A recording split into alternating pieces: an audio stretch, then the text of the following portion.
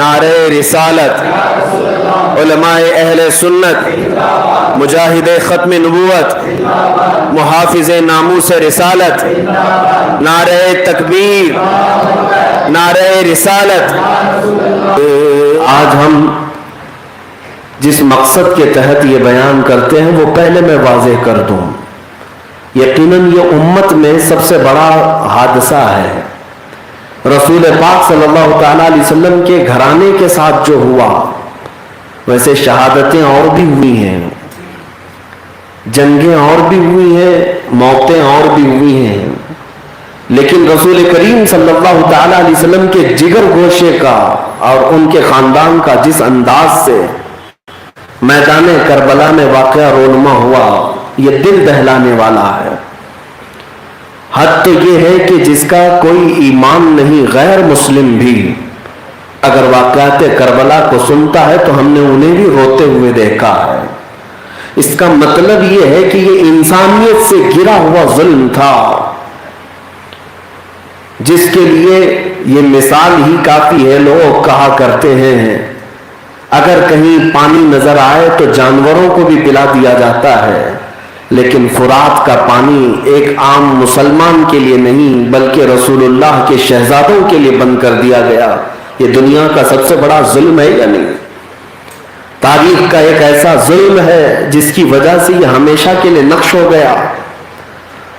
ظالموں کا تذکرہ بھی ہوتا رہتا ہے، ان پر لعنت ہوتی رہتی ہے، لیکن مولا حسین کی قربانیاں یاد دلائی جاتی رہتی ہیں۔ اور آپ سب سے بھی میں یہ وصیت کروں گا کہ اپنے بچوں کو حسین اعظم کی محبت پلاؤ، بلکہ ان کے استقامت کے، ان کے ڈٹے رہنے کے واقعات سناؤ، اس لیے کہ ہو سکتا ہے اگلا زمانہ ہمارے بچوں کے لیے بھی بڑا چیلنجز بھرا ہوا ہے، بہت ہی زیادہ ان کے لیے بھی کٹھنائیں اور مصیبتیں آنے والی ہیں، لیکن جو حسین اعظم کو سنا ہوا بچہ ہوگا وہ ہر کربلا میں انشاءاللہ کامیاب نکلے گا، یزیدیوں سے ڈٹ کر مقابلہ کرے گا۔ اور ہمارے بچوں کو جب یہ بات پتہ چل جائے کہ مر جانا اسلام میں شکست کا نام نہیں ہے، شہادت کا نام ہے۔ کوئی اگر ظلماً ہمیں قتل بھی کر دے تو مر جانا شکست نہیں ہے، بلکہ اللہ کی راہ میں قتل ہو جانا یہ عظیم موت ہے جسے شہادت کا درجہ دیا گیا ہے۔ خوف، ڈر اور بزدلی جسے کہا جاتا ہے، یہ سینے سے نکال لے کربلا کے واقعات سننے کے بعد۔ خاص طور پر عزیزان گرامی، سارے صبر، سارے جواں مردیاں اور سارے استقامت جمع کر لیں تو میں سمجھتا ہوں کہ کربلا کے میدان کا وہ مقابلہ نہیں کر پائیں گی۔ امام حسین اعظم رضی اللہ تعالیٰ عنہ کربلا کے میدان میں جس طرح جواں مردی کے ساتھ ڈٹ کر کھڑے تھے، ایک ایک واقعہ آج بھی روح کو بھی تڑپا دیتا ہے اور بدن میں رونگٹے کھڑا کر دیتا ہے کہ آخر کتنی آزمائشیں، آزمائشوں پر آزمائشیں، آزمائشوں پر آزمائشیں، لیکن رسول اللہ کا یہ شہزادہ ہے کہ ایک قدم پیچھے لینے کو بھی تیار نہیں۔ لوگ ہلکی پھلکی مصیبتوں میں سمجھوتا کر لیتے ہیں، کمپرومائز کر لیا جاتا ہے، چلو میں تو مصیبت مول لوں گا، بچوں کی مصیبت تھوڑی نہ دیکھی جا سکتی ہے۔ دنیا میں بڑی آزمائشوں میں ہے اولاد کا دکھ، اولاد کا غم، اللہ کسی کو نہ دے، یہ بڑا امتحان ہوتا ہے۔ آپ پر اگر کسی نے چھری چلایا، آپ پر اگر کسی نے کوڑے مارے تو طاقت ہے تمہارے پاس برداشت کرنے کی، لیکن تمہاری آنکھوں کے سامنے تمہارے لال کو، تمہارے بیٹے کو تڑپایا جائے، برداشت نہیں کر پاؤ گے۔ جو تمہارا سب سے عزیز ہے اسے کھونا نہیں چاہو گے۔ اور دنیا جب کسی کو ٹارچر کرتی ہے، بلیک میل کرتی ہے، تو اسے بذات خود مار کر کے نہیں، بلکہ اس کے ماں باپ کو، اس کے بھائی بہنوں کو یا اس کے بچوں کو، اس کی بیویوں کو گرفتار کر کے اسے ٹارچر کیا جاتا ہے۔ دنیا ظالم یہ جانتی ہے یہ ہماری مار سے قابو میں نہیں آئے گا، لیکن اپنے عزیزوں کی مار سے تو قابو میں آ جاتا ہے۔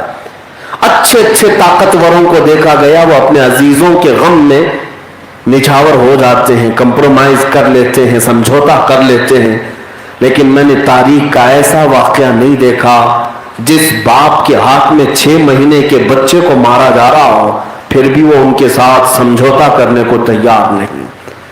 صبر حسین، استقامت حسین بہت بلند درجہ ہے. قرآن میں جو آیت آئی ہے یا ایھا الذین آمنوا استعینوا بالصبر والصلاۃ، کسی بزرگ نے اس کی بہترین تشریح فرمائی، اے ایمان والو صبر سے مدد مانگو اور نماز سے. صبر سے مدد مانگو اور نماز سے مدد مانگو. مدد مانگنے کا مطلب یہ ہے کہ عمل کرو. اب اس آیت پر اگر عمل دیکھنا ہو تو مولا حسین کی زندگی پوری نظر آئے گی. آیت میں سب سے پہلا ورڈ کیا ہے؟ صبر، اور دوسرا ورڈ ہے نماز. صبر سے مدد مانگو اور نماز سے. بزرگوں نے کیا خوب تشریح فرمائی. ہم نے دیکھا مدینے کی رخصتی سے لے کر مکہ تک، مکہ سے کوفہ کے راستے میں، اور پھر کربلا کے میدان میں اپنے عزیزوں کی قربانیاں، بھوک اور پیاس کی شدتیں، ان تمام معاملات پر امام حسین نے کیا کیا ہے؟ صبر ہی تو کیا ہے. زندگی پوری صبر سے شروع ہوئی، اور جب وقت شہادت آیا تو نماز کی طرف چل پڑے. نماز کے عالم میں آپ کی شہادت ہوئی، جس کا مطلب ہے کہ حسین اعظم کی پوری زندگی اس آیت کی تفسیر نظر آتی ہے. یا ایھا الذین آمنوا استعینوا بالصبر والصلاۃ، اے ایمان والو صبر سے مدد مانگو اور نماز سے.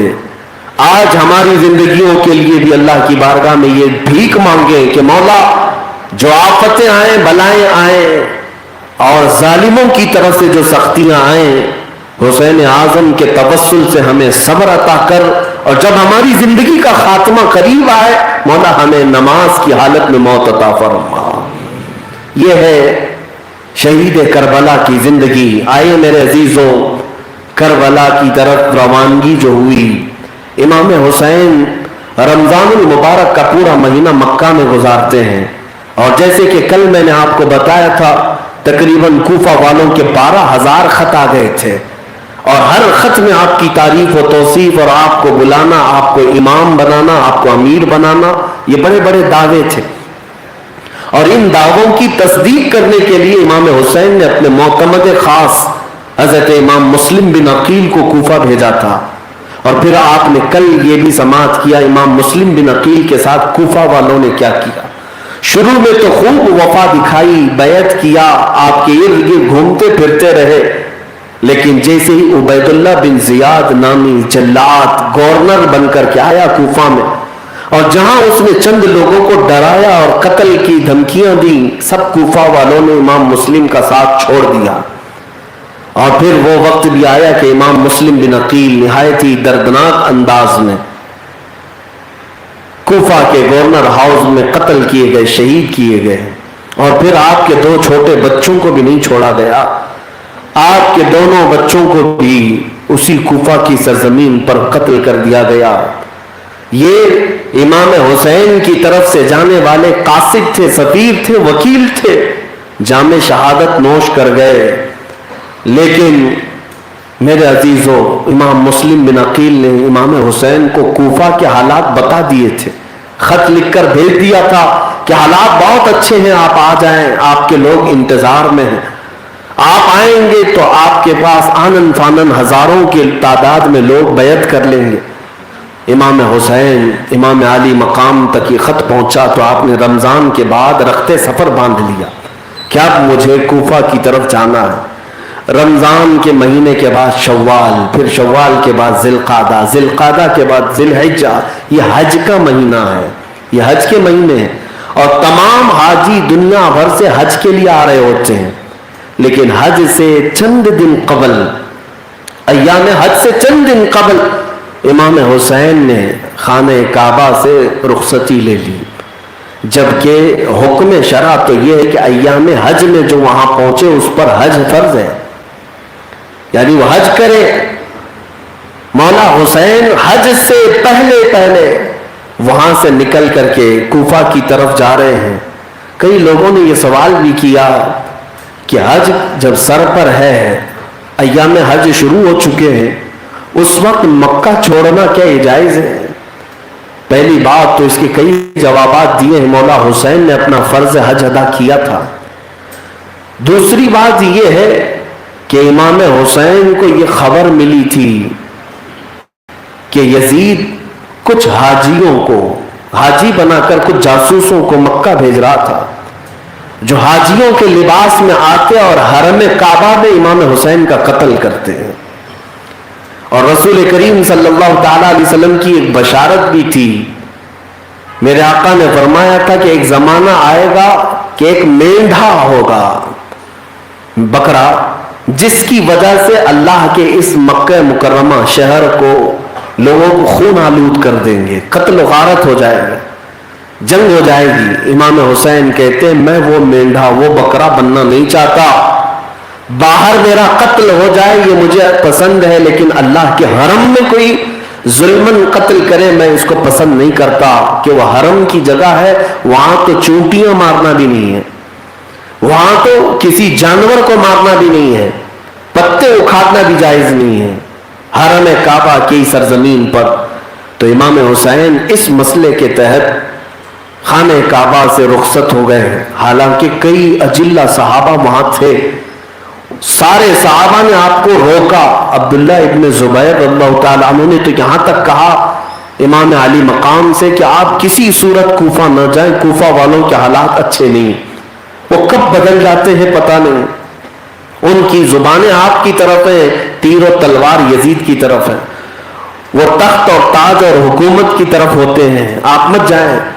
یہاں تک کہ حضرت امام حسین نے ہر ایک کے اصرار کو رد کر دیا, فرمایا اتنے خطوط میرے پاس آئے ہیں کہ اگر میں نہ جاؤں تو قیامت کے دن میرے مولا کو کیا جواب دوں گا. پھر نکل پڑے. یہاں تک کہ مکہ مکرمہ کے جو گورنر تھے عمرو بن سعید, انہوں نے تو ایک فوجی دستہ بھیجا امام حسین کو روکنے کے لیے, زور زبردستی روکنے کے لیے. جب امام حسین مکہ سے باہر نکلے تھے, وہ فوجی دستہ آ کر راستہ روک لیا اور کہا آپ کو ہم نہیں جانے دیں گے. یہاں تک کہ دونوں فوجوں میں لڑائی بھی ہو گئی. امام حسین کے جو ساتھی تھے اور اس فوجی دستہ ہٹ گیا اور کہا امام حسین لگتا ہے اب کسی کی بات کو نہیں مانیں گے, ان کو جانا ہی ہے. یہاں تک کہ پھر آگے مقام صفا میں جب آپ پہنچے تو عبداللہ بن جعفر رضی اللہ تعالیٰ عنہ جو امام حسین کے بہنوی ہیں, یعنی سیدہ زینب کے شوہر ہیں, اپنے دو شہزادے محمد اور عون رضی اللہ عنہما جو حضرت زینب کے بیٹے ہیں, ان دونوں کے ہاتھ میں خط لکھ کر کے بھیجا عبداللہ بن جعفر نے مولا حسین کی بارگاہ میں کہ آپ جیسے ہی یہ خط ملے فوراً کوفہ جانے کا ارادہ ترک کر دیجئے, کسی اور علاقے میں ہم چلیں گے, آپ کے ساتھ کچھ برا نہ ہوگا, آپ ہمارے ساتھ چلیں, ہم آپ کی حفاظت زندگی بھر کریں گے. اور آخری جملے یہ تھے عبداللہ ابن جعفر کے امام حسین سے کہ اے حسین ابن علی, اگر آپ کوفہ کی طرف گئے اور ان لوگوں نے آپ کا قتل کیا تو اسلام کا نور بجھ جائے گا, روشنی بجھ جائے گی, پوری دنیا میں اندھیرا چھا جائے گا. آپ اللہ کے واسطے اپنے راستے کو روک دیں, بدل دیں. امام حسین نے خط کو پڑھا. سیدہ زینب نے بھی پوچھا کہ بھائی جان اب کیا ارادہ ہے؟ رسول کریم صلی اللہ علیہ وسلم کا یہ شہزادہ مولا حسین کہتے ہیں میں نے آج ہی خواب میں میرے آقا کو دیکھا, نبی کریم صلی اللہ تعالی علیہ وسلم کو, اور میرے آقا نے مجھے ایک چیز کی بشارت دی اور ایک بات کا حکم دیا. قافلے والوں نے پوچھا کہ رسول اللہ نے آپ سے کیا فرمایا؟ امام حسین نے فرمایا بس تم سفر کی تیاری کرو, میں اپنا خواب اس وقت تک نہیں بیان کروں گا جب تک میرے مولا سے ملاقات نہ کر لوں. کسی کو نہیں بتایا. مشیت ایزدی یہ تھی, رسول پاک صلی اللہ علیہ وسلم کی طرف سے اشارہ مولا حسین کو یہ ملا تھا کہ انہیں جانا ہی ہے سفر میں, اور وہ اس لیے نہیں کہ خود اپنے آپ کو ہلاکت میں ڈالنا ہے, بلکہ قیامت تک آنے والے مسلمانوں کو ایک درس دینا ہے کہ اگر اسلام پر سختیاں آئیں تو پھر خاندان نہیں دیکھا جائے گا, سجادگی نہیں دیکھی جائے گی, اپنی جان کا نذرانہ لے کر میدان میں اترنا ہوگا. یہ مولا حسین نے جو استقامت پیش کی, دیکھیں 1400 سال ہو گئے, ہر پیر, ہر مولوی, ہر عالم, ہر مفتی اسے بیان کرتا ہے کہ نہیں کرتا ہے؟ یہ بیان ہوتا رہے گا. اور ہمارے پاس ایک آئیڈیل امام حسین کی زندگی باقی رہے گی. اگر اسی طرح چھپ چھپا کر کے کہیں بچ جاتے تو ہم بھی آج مصلحتوں کے راستے ہی ڈھونڈنے میں لگے رہتے ہیں. شہادت کو کون طلب کرتا؟ بہرحال امام حسین نکل پڑے. کئی منزلیں آپ نے طے کی. بیچ راستے میں زہیر بن قیم بجلی وہ حج کے سفر سے واپس آ رہے تھے. امام حسین کے ساتھ وہ بھی ہو لیے.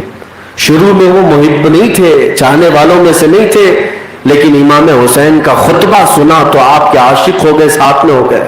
سفر میں دھیرے دھیرے کئی لوگ ساتھ ہوئے. ایک روایت میں 135 لوگوں کی تعداد بتائی گئی, ایک روایت میں 82 لوگ, جس میں 29 لوگ اہل بیت سے ہیں, خاندان سے ہیں, اور صحابہ بھی ہیں اس سفر میں. اور ان قافلوں میں صحابہ اکرام رضوان اللہ تعالی علیہ مجمعین, 5 بڑے صحابہ اکرام کا تذکرہ بھی ہے جو امام حسین کے ساتھ تھے. لوگ کہتے ہیں امام حسین اکیلے کیوں گئے؟ صحابہ تو تھے اس وقت, کوئی صحابی ان کے ساتھ کیوں نہیں گئے؟ تاریخ پتہ نہیں ان عقل کے اندھوں کو. امام حسین کے ساتھ صحابہ بھی موجود تھے. جتنے ساتھ ہو لیے وہ ساتھ چلے بھی گئے. اب پھر یہ سفر چلتا رہا. ایک مقام آیا جہاں پر آپ ابھی پہنچے تھے کہ عبید اللہ ابن زیاد کوفہ کے گورنر کی طرف سے ایک لشکر آیا جس کا سپہ سالار حر بن یزید تھا. یہ 1000 کا لشکر لے کر کے امام حسین کا راستہ روکنے کے لیے آیا. جب قریب آیا تو اس نے کہا کہ آپ کدھر کا رخ کر رہے ہیں؟ امام حسین نے کہا میں کوفہ کی طرف جا رہا ہوں. حر بن یزید نے نہایت ہی سخت جملوں میں کہا کہ آپ وہاں فتنہ مچانے کے لیے جا رہے ہیں؟ وقت کے امیر المومنین کے خلاف آپ نے بغاوت کر دی, خروج کیا ہے؟ امام حسین نے کہا ہرگز نہیں, میں خود سے آیا نہیں, مجھے بلایا گیا ہے. فلاں بن فلاں, فلاں بن فلاں, سب کے خط میرے پاس ہے, مہر کے ساتھ, دستخطوں کے ساتھ. مجھے بلایا گیا ہے, میں سفر کے لیے نکلا ہوں. حر بن یزید نے کہا مجھے تو حکم یہ ہے کہ میں آپ کے ساتھ رہوں, آپ کی نگرانی کروں, آپ کو کوفہ میں داخل ہونے نہ دوں. تو آپ کو کبھی اس طرف کے راستے کبھی اس طرف کے راستے لے کر چلتا. ایک مقام ایسا آیا جہاں پر مولا حسین نے پڑاؤ کیا. وہاں پر خیمے لگائے گئے, ظہر کا وقت تھا. امام حسین نے مؤذن سے کہا اذان دو, نماز پڑھیں گے. نماز کا جب وقت ہوا تو امام حسین نے حر بن یزید سے پوچھا تم بھی مسلمان ہو, نماز اپنی الگ پڑھو گے یا ہمارے ساتھ پڑھو گے؟ حر بن یزید نے کہا نہیں, جماعت ہوگی, آپ ہی امام ہوں گے, آپ ہی کی اقتداء میں نماز پڑھیں گے. امام حسین امامت کرتے رہے اور وہ دشمن جو راستہ روکنے کے لیے آئے وہ اقتداء کرتے رہے. اس سے ہی پتہ چلتا ہے اس زمانے میں بھی امام حسین ہی تھے, آج بھی حسین ہی امام.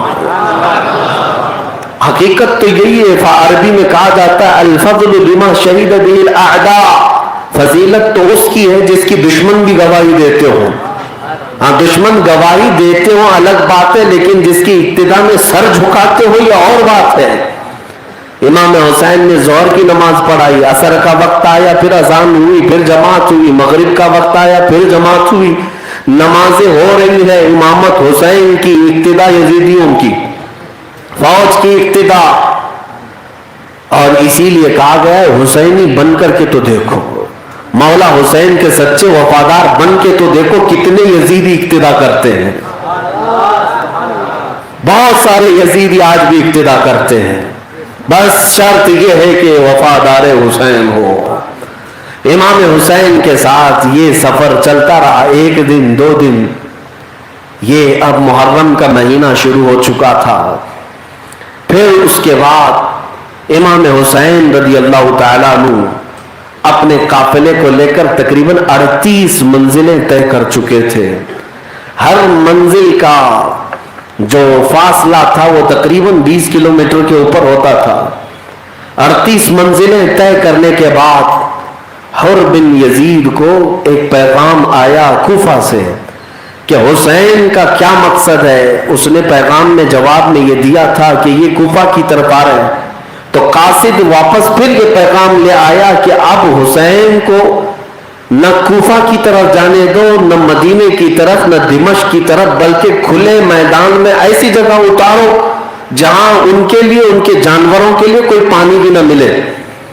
حر بن یزید یہ مقام ڈھونڈتا رہا، پھر ایک میدان نظر آیا، چٹیل میدان۔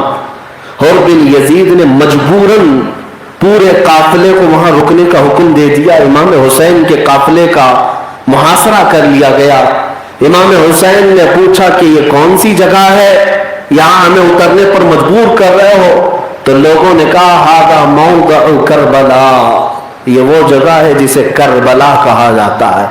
امام حسین نے فوراً اپنے گھوڑے کی پیٹھ سے اتر کر کے یہ فرمایا ہذا مناخ رکابنا ومحط رجالنا، یہ ہماری سواریوں کے باندھنے کی جگہ ہے، ومقتل رجالنا، یہ ہمارے قافلوں کی قیامگاہ ہے اور ہے ہمارے مردوں کی قتل گاہ ہے۔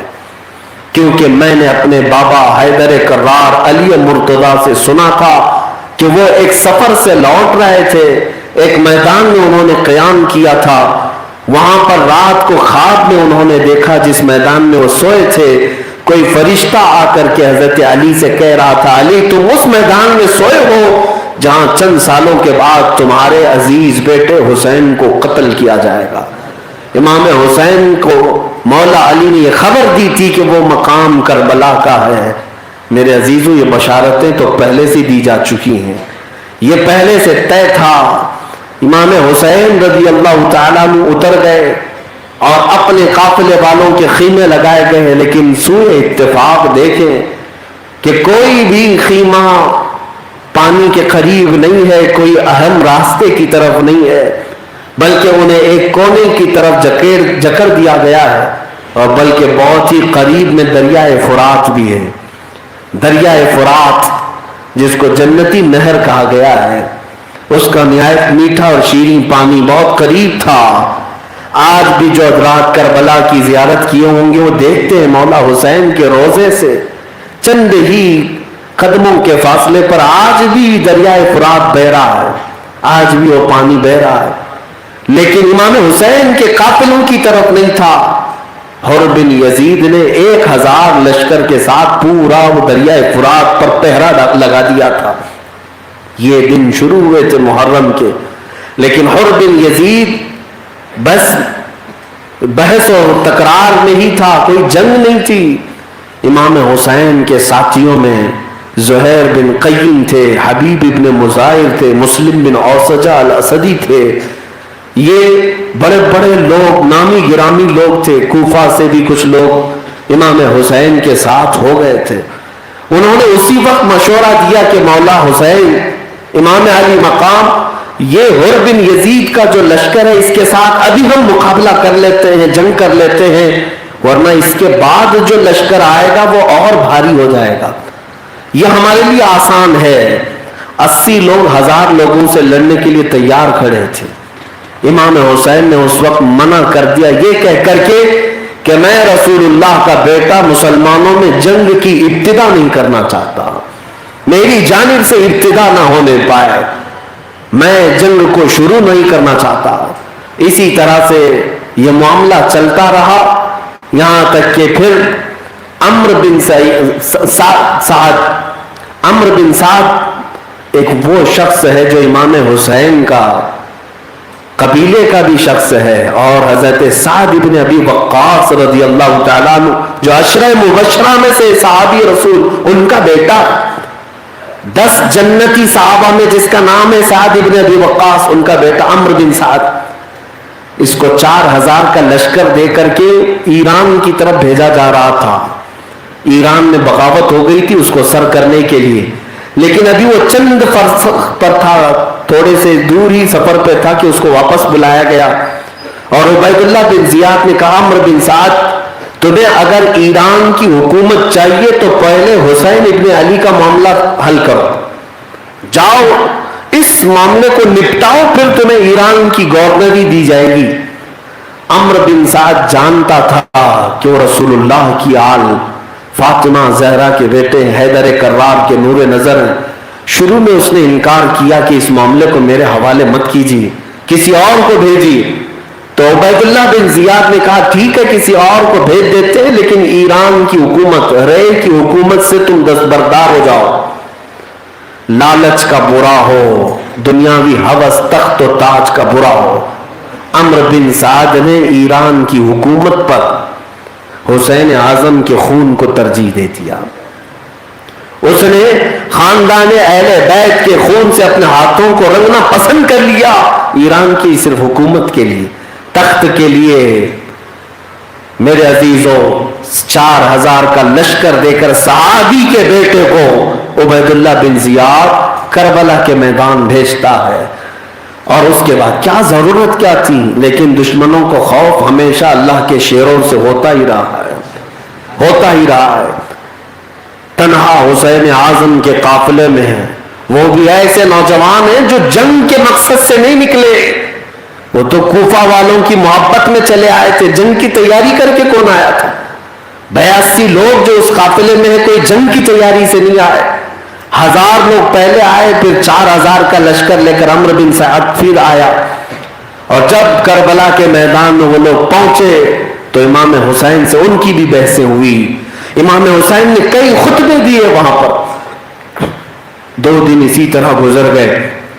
امام حسین نے عمرو بن سعد سے کہا میں تنہائی میں تجھ سے بات کرنا چاہتا ہوں. وہ صحابی کا بیٹا تھا، جانتا تھا امام حسین کے مقام کو. رات کے وقت تنہائی میں امام حسین سے اس نے بات کیا، کیا چاہتے ہیں آپ؟ امام حسین نے کہا میں 3 باتوں میں سے کوئی ایک بات رکھنا چاہتا ہوں، ان میں سے کوئی ایک چیز قبول کر لو. کہا ٹھیک ہے بتائیے کیا باتیں.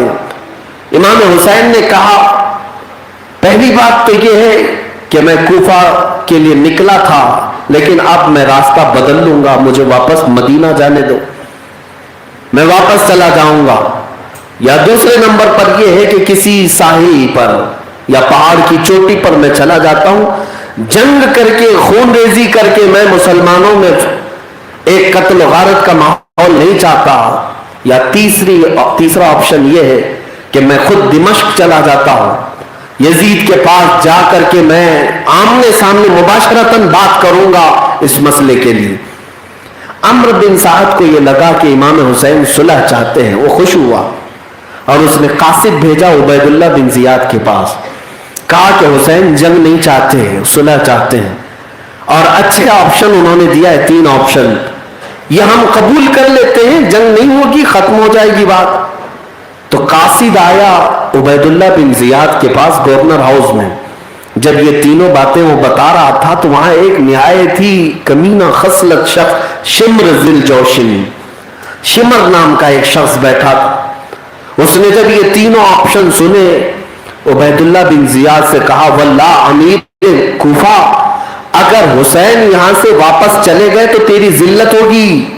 وہ یہاں تک آ گئے، اب تو اپنی جانب سے شرط رکھ کہ ہم آپ کو اس وقت تک نہیں چھوڑیں گے جب تک آپ عبید اللہ بن زیاد کے بھی ہاتھ کو نہ چوم لیں، عبید اللہ بن زیاد کے ہاتھ میں بھی بیعت نہ کر لیں.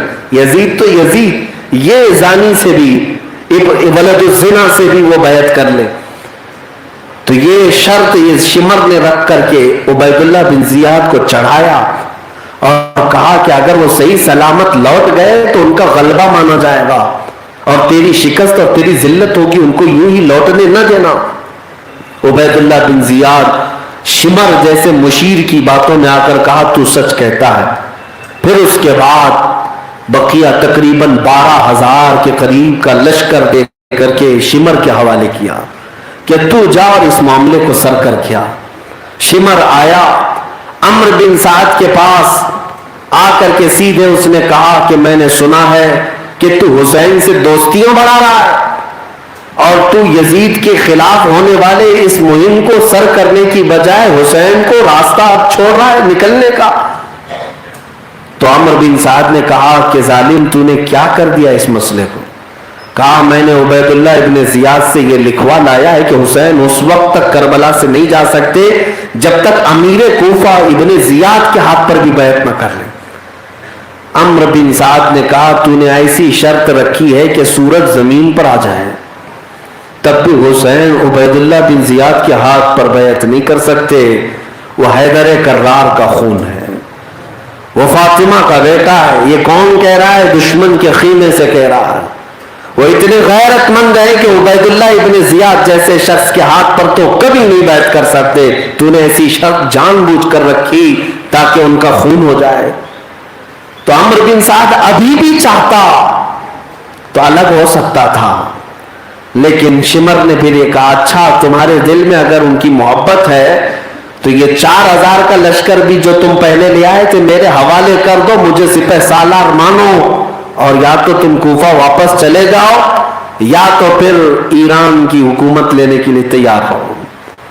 پھر لالچ نے غلبہ کیا، ہوس حرص غالب آئی. عمرو بن سعد نے کہا نہیں، میں یہ 4000 کا لشکر تیرے حوالے بھی نہیں کروں گا اور صلح بھی نہیں کروں گا، اور تو گواہ رہے گا پہلا تیر میری طرف سے چلے گا.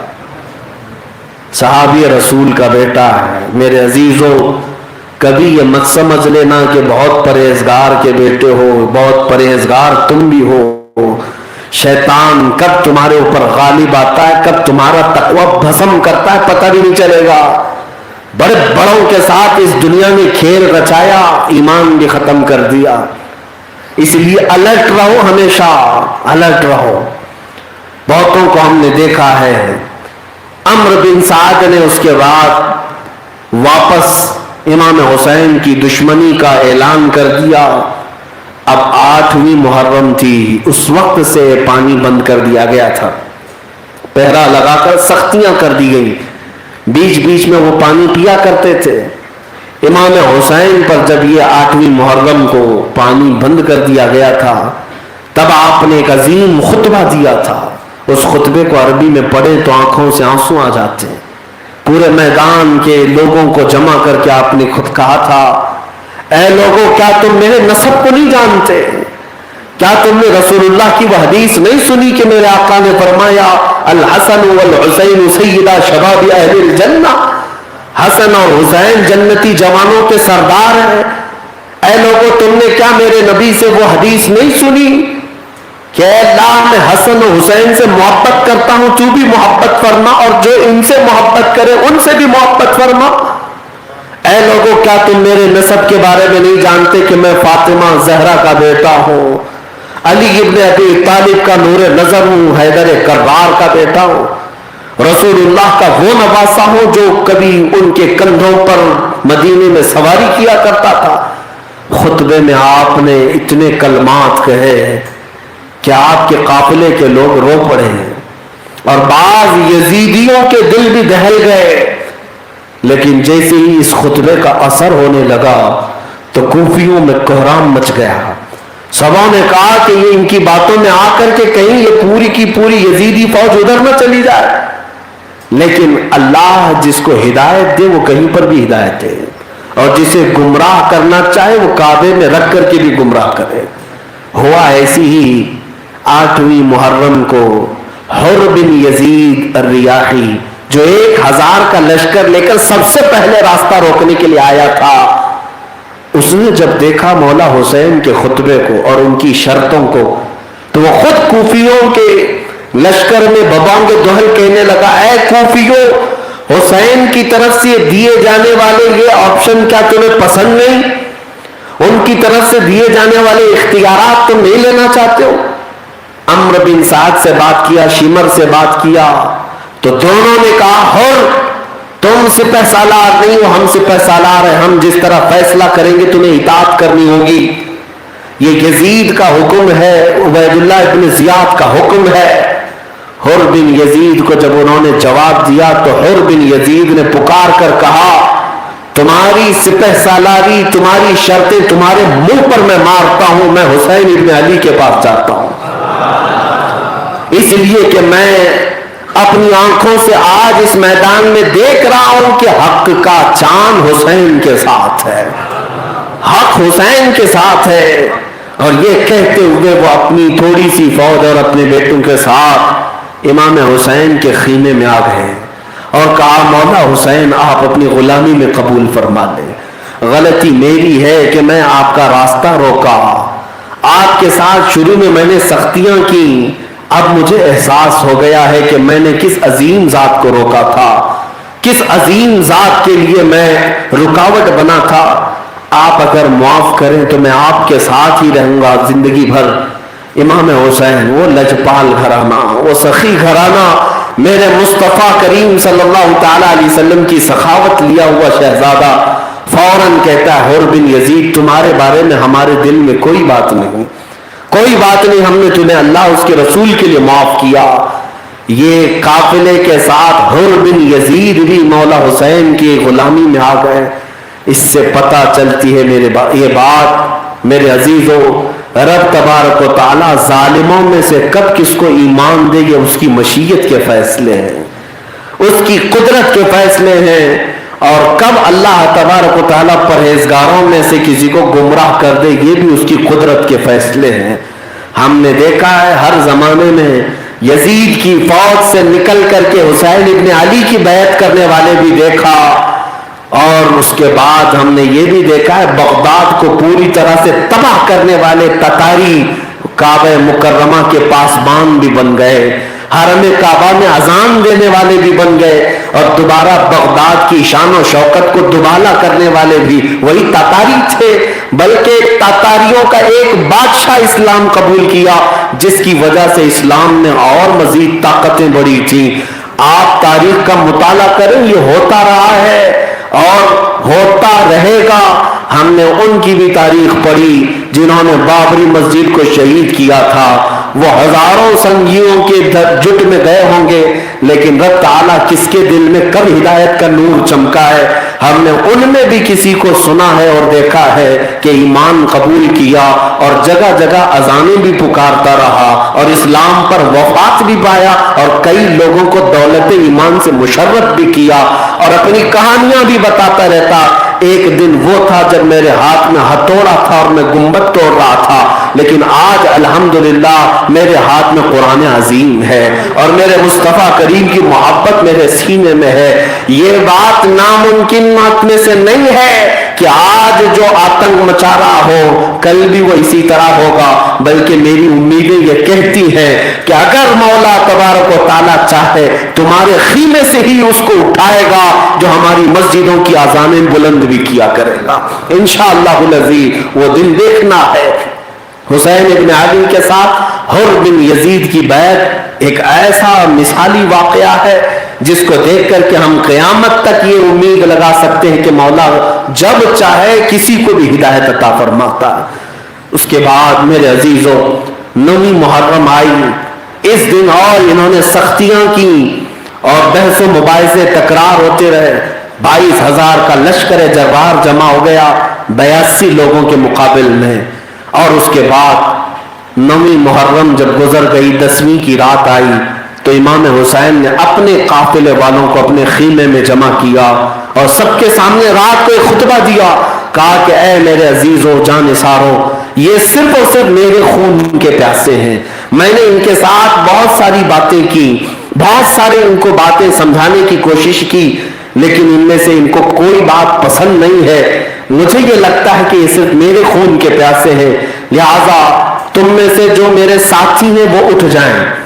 جو قافلے میں جگہ جگہ سے شریک ہو گئے تھے آوان و انصار سے کہا کہ تم میں سے ایک آدمی اٹھ جائے اور میرے خاندان والوں میں سے ایک آدمی اٹھ جائے، اہل بیت دونوں ایک دوسرے کا ہاتھ پکڑیں اور مختلف علاقوں میں چلے جائیں، کسی کو پتہ نہیں چلے گا، کوئی مکہ میں چلے جائے، کوئی مدینے میں چلے جائے، کوئی دمشق میں، کوئی بصرہ میں، اپنی اپنی زندگیاں خوشیوں سے گزارے اور مجھے اس میدان میں تنہا چھوڑ دے، میں اپنا معاملہ خود نپٹ لوں گا۔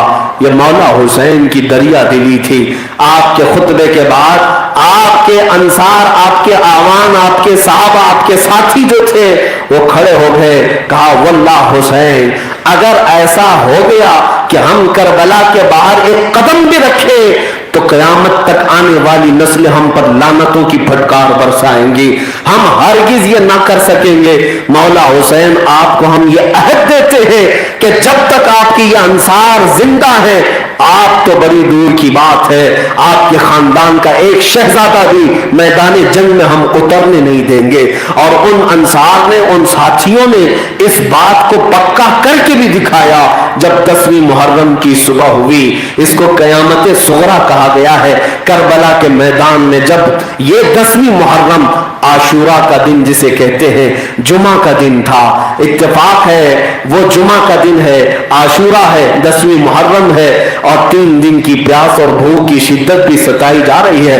رات بھر مولا حسین نے عبادت میں گزارا ہے، اور صبح اٹھ کر کے جب آپ کھڑے ہوئے ہیں تو باہر خیمے کے دیکھا کہ وہاں صفیں لگی ہوئی ہیں، پرچم لہرا رہے ہیں، اور یزیدی سپہ سالار اپنے سپاہیوں کو تربیت دے رہے ہیں کہ تیر کس طرف سے چلائے جائیں، کس طرف سے لڑائیاں ہوں گی، کس طرف سے ریزے مارے جائیں گے، تلواریں چلائی جائیں گی۔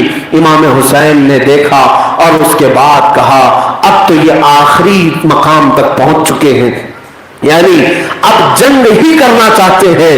امام حسین پھر سے اپنے گھر والوں کو 10ویں محرم کو جمع کرتے ہیں، پھر کہتے ہیں تم اگر چاہو تو ابھی اپنا راستہ بدل لو، تم چلے جاؤ، میں ان کے ساتھ نپٹ لوں گا، لیکن ایک بھی ساتھی آپ کی طرف سے جانے کو تیار نہیں ہوا۔ پھر یہ صبح کے بعد ہی سے معاملہ شروع ہوئے۔ عمرو بن سعد جو صحابی کا بیٹا ہے، عبید اللہ ابن زیاد کی طرف سے 4000 کا لشکر لے کر جو آیا تھا، پہلا تیر خیمہ حسین کی طرف چلاتا ہے اور جنگ کا اعلان کرتا ہے، کہتا ہے تم میں سے اگر کوئی پہلوان ہو تو آؤ، ہم اپنے پہلوانوں کو بھیجتے ہیں، یہ کے بعد دیگر مقابلہ ہوگا۔ اس کے اعلان کے بعد لوگوں میں یہ بات بھی پتہ چل گئی کہ خیمہ حسین کی طرف آنے والا پہلا تیر عمرو بن سعد کی طرف سے تھا، مسلمانوں میں جنگ چھیڑنے والا مسلمان ہی تھا، قتل کی ابتدا کرنے والے یزیدیوں کی طرف سے تھے۔ امام حسین کے ساتھی سب جمع ہو گئے، سب سے پہلے جو میدان میں اتر رہے تھے وہ حر بن یزید ہی تھے، جو مولا حسین کا راستہ روکے تھے، لیکن سب سے پہلے امام حسین کی بارگاہ میں آتے ہیں، کہتے ہیں مجھے آپ اجازت دیں، میں جاتا ہوں ان کے ساتھ مقابلہ کرنے کے لیے۔ حر بن یزید جو یزید کی فوج کی طرف سے آئے ہوئے تھے، لیکن اب مولا حسین کی طرف سے مجاہد اسلام بن کر لڑنے کے لیے نکلے، اور جب گھوڑا لے کر اپنا ان یزیدیوں کی طرف سے آئے اور انہیں للکارا، ان کی ماں کو، ان کے باپوں کو پکار کر کہا کہ اگر تم اپنے ماں باپ کی آنکھوں کی ٹھنڈک بننا چاہتے تو کاش حسین کے تلووں کو دیکھ لیتے، کاش اس نسب کو دیکھ لیتے، تمہیں روح کا بھی اور دل کا بھی سکون ملتا۔ ان کی باتیں اس قدر سخت تھی کہ انہوں نے کوفیوں کو ان کی اوقات یاد دلا دی، انہیں اتنے تانے مارے کہ وہ آگ بگولا ہو گئے۔ پھر حضرت حر کے ساتھ جو لڑائی ہوئی، بہت سخت لڑائی ہوئی، میں نے تاریخ میں آج پڑھا، پتا چلا وہ تنہا حر بن یزید تھے جنہوں نے 120 یزیدیوں کو موت کے گھاٹ اتارا تھا۔ ایک شیر جس کو صرف ایک دن کی نسبت حاصل ہوئی حسین سے، ہاں اندازہ کرو، جس کو ایک دن کی نسبت حاصل ہوئی ہو وہ 120 کو موت کے گھاٹ اتار سکتا ہے، اور جس کے جسم میں خون حسین دوڑ رہا ہو وہ یقیناً پوری دنیا پر بھاری ہے۔ کربلا کا میدان یہ اہل بیت کے امتحان کا میدان تھا، اگر انہیں جوہر دکھانا ہوتا تو پھر دنیا کا کوئی پہلوان ان کے سامنے کھڑا نہیں ہو سکتا تھا، اس لیے کہ جن کے گھر میں 9 سال کی عمر میں حیدر کرار کو میرے آقا نے یہ دعا دی تھی کہ مولا اس کے بازوؤں میں طاقت عطا فرما، اس کی ٹانگوں کو مضبوط فرما۔ تم نے کیا تاریخ نہیں پڑھی ہے؟ خیبر کا قلعہ فتح کرنے کے بعد وہ پھاٹک، وہ دروازہ جس کو اس زمانے کے 40 صحابہ نہیں اٹھا پاتے، تنہا علی مرتضیٰ نے ایک ہاتھ سے اٹھا کر پھینک دیا تھا۔ فاتح خیبر وہ مولا علی کرم اللہ وجہہ الکریم جس کی طاقت کا کون اندازہ کر سکے گا۔ سچ کہا جس نے بھی کہا لا فتح الا علی لا سیف الا ذوالفقار، شیر مرداں شیر یزداں قوت پروردگار، لا فتح الا علی لا سیف الا ذوالفقار، کوئی جوان ہے ہی نہیں سوائے حیدر کرار کے۔ شیر کا مطلب یہ ہوتا ہے، شیر کا مطلب یہ ہوتا ہے کہ دنیا میں کوئی جوان ہے ہی نہیں سوائے علی کے، اور کوئی تلوار ہے ہی نہیں سوائے ذوالفقار کے۔ حیدر کرار کی تلوار کا نام ذوالفقار ہے۔ اس گھر میں پرورش پانے والا وہ حسین ابن علی، اس خاندان کی عظمت کو کروڑوں سلام۔ وہ تو امتحان دینے کے لیے گئے تھے، طاقت ہی دکھانا ہوتا نہ جانے کتنے سمندر اپنی مٹھیوں میں سمو لیتے۔ طاقت ہی دکھانا ہوتا اور طاقت کا ایک جلوہ بھی دیکھنا ہو تو اجمیر کی دھرتی پر جا کر دیکھو. اسی حسین کا بیٹا کئی سو سالوں بعد آ کر ان ظالم پاکھنڈیوں کو دکھایا تھا کہ جب حسین کا بیٹا 800 سال کے بعد اپنی مٹھی میں انا ساگر کو جمع کر سکتا ہے تو میرا بابا حسین پوری فرات کو کیوں نہیں جمع کر سکتا. یہ ان کے امتحان کی گھڑی تھی. کربلا ان کے امتحان کا وقت تھا, طاقت اور زور آزمائی کا نہیں. بہرحال میرے عزیز حر بن یزید کی اس جواں مردی کو دیکھ کر میں آج اش اش کرتا ہوں کہ ایک گھوڑے پر بیٹھا ہوا تنہا آدمی 120 کو کیسے مار سکتا ہے. میں نے بہت سوچا تو پتا چلا کہ رب تعالیٰ کی جب حمایت حاصل ہو جائے تو 120 کیا 1000 بھی آئے تو وہ کاغذی شیر ہے, بلبلے کی طرح اڑ ہی سکتے ہیں, زیادہ کچھ نہیں ہوگا. اللہ کریم جس کی مدد کے لیے آئے.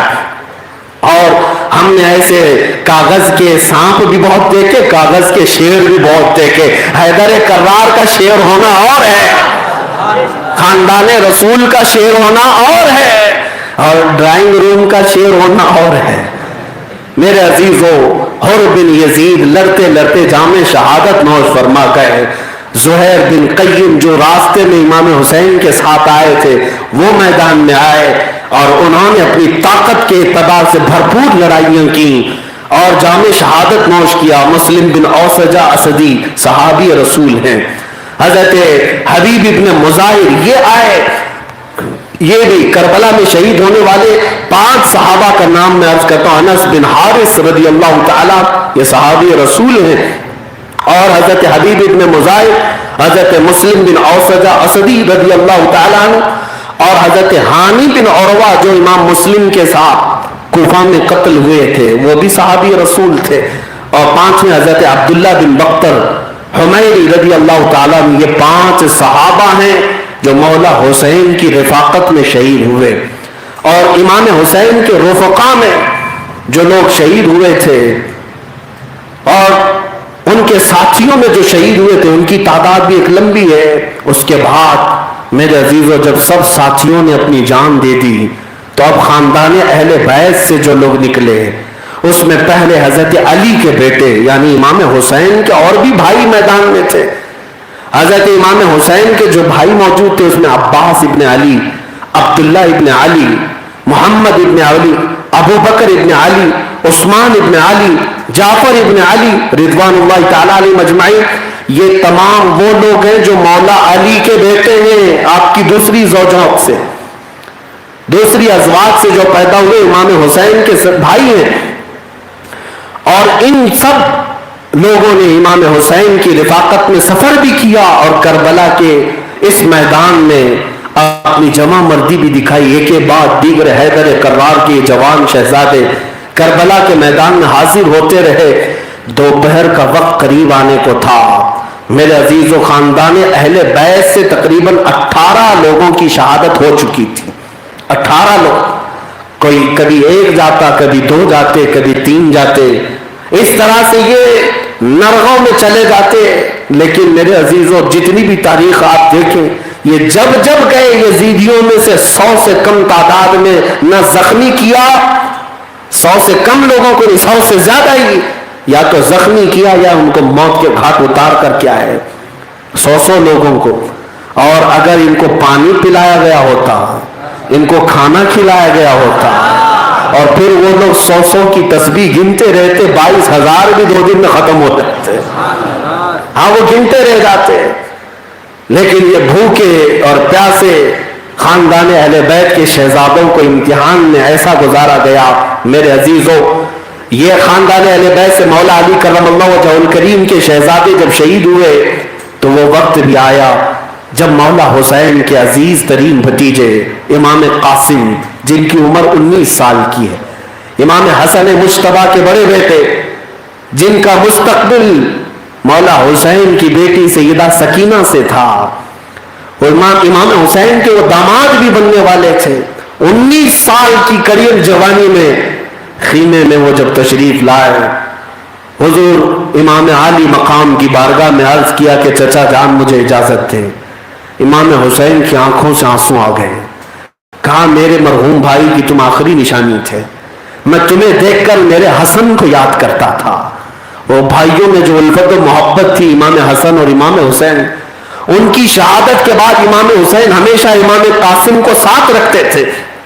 امام قاسم کو دیکھا تو رو پڑے۔ امام قاسم نے کہا مرضی مولا یہ ہے میرے چچا، اگر ہمارے ساتھیوں نے قربانی دی ہے تو کل کو کوئی یہ نہ کہے اہل بیت سے کسی کی شہادت نہیں ہوئی، خاندان رسول سے کوئی قربانی نہیں دیا، میری گردن حاضر ہے۔ اور مولا حسین سے اجازت لے کر امام قاسم میدان میں آئے۔ پورے کربلا کی داستان اپنی جگہ پر، 19 سال کے جوان شیر کی داستان اپنی جگہ۔ یہ رجزی اشعار جو پڑھتے تھے، کئی لوگوں کے اندر کھلبلی مچ جاتی، پکارا کوئی کوفیوں میں ایسا ہے جو یہ اعلان کرے انا الذی سمتنی حیدرا، انا الذی سمتنی امی حیدرا؟ کوئی ہے کوفیوں میں جو یہ اعلان کرے کہ میری ماں نے میرا نام حیدر رکھا ہے؟ کسی کے پاس جواب نہیں تھا۔ وہ تو امام قاسم کے پاس ہی تھا کہ وہ علی مرتضیٰ گنگناتے تھے کہ میں وہ ہوں کہ میری ماں نے میرا نام حیدر رکھا ہے۔ حیدر کا مطلب جانتے ہو؟ وہ شیر ببر، وہ جو ہر ایک پر غالب آ جائے، بلکہ جس کی دہاڑ سن کر کے کئی لوگوں کے بہت کچھ ہو جائے، اس کو حیدر کہا جاتا ہے۔ حضرت امام قاسم نے جب یہ دہاڑا تو عمرو بن سعد نے اور قافلے کے سپہ سالاروں نے ایک بہت نام گرامی پہلوان کو بلایا جس کا نام ازرق تھا۔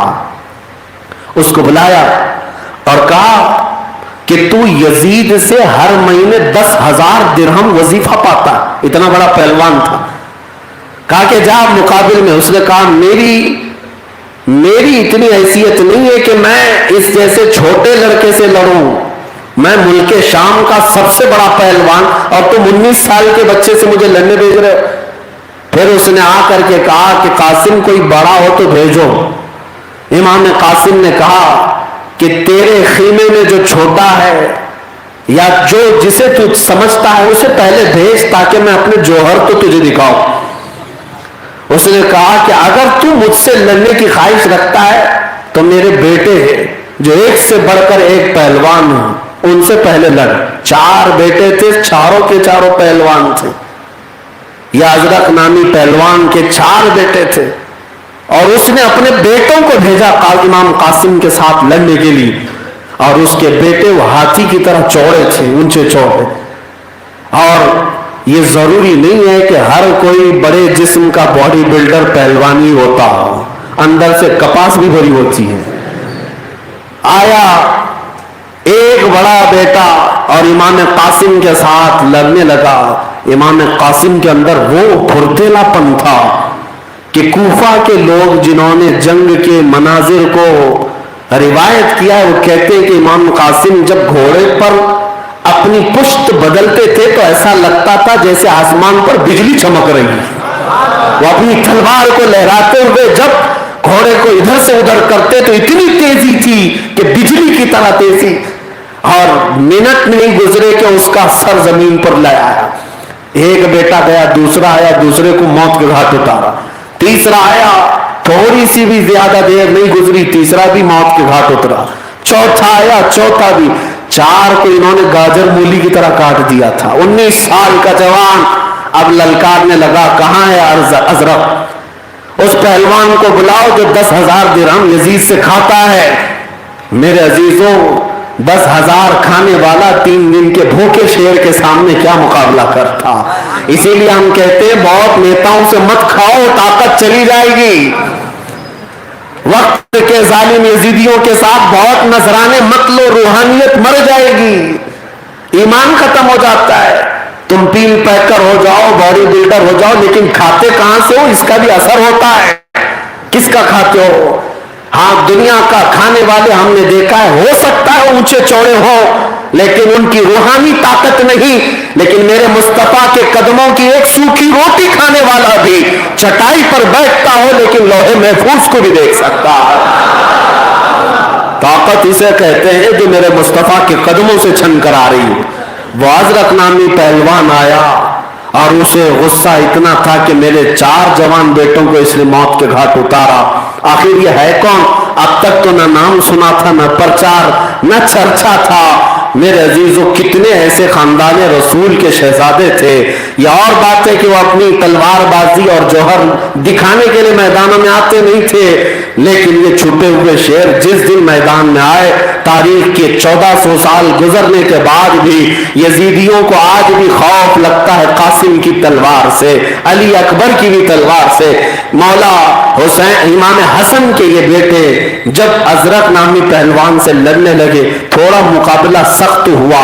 आपने 19 साल की जवानी में उतने नामी ग्रामी पहलवान से कहा, अजरक मैंने तेरा नाम तो बहुत सुना, मेरा नाम तूने नहीं सुना, मैं तेरा नाम तो बहुत सुना कि तू पहलवानी का बहुत बड़ा शहसवार है, तू बड़ा ही अमीर है पहलवानों का, लेकिन तेरे घोड़े की जीन बांधने का भी तरीका तुझे नहीं मालूम है। तू घोड़े पर जिस अंदाज से बैठा है, एक आम फौजी भी नहीं बैठता। उसकी ये बेइज्जती थी, ये उसकी जिल्लत थी। घोड़े की नकील बांधना न आना ये पहलवानों की जिल्लत है, ये जंग में आने वालों की जिल्लत है। जैसे ही ये ताना मारा, उसको दिल पर लगी बात, वो अपने घोड़े की जीन को बांधने के लिए नीचे क्या गिरा, इमाम कासिम ने तलवार उठाई और सर को अलग कर दिया। उस जंग के मैदान में ये तारीख लिखने वाले कहते हैं, जैसे ही अजरक का सर जुदा हुआ, कूफियों में कोहराम मच गया और कहा एक एक के बाद जाते रहोगे, ऐसी कटते रहोगे, इस कासिम को दोबारा जाने न देना।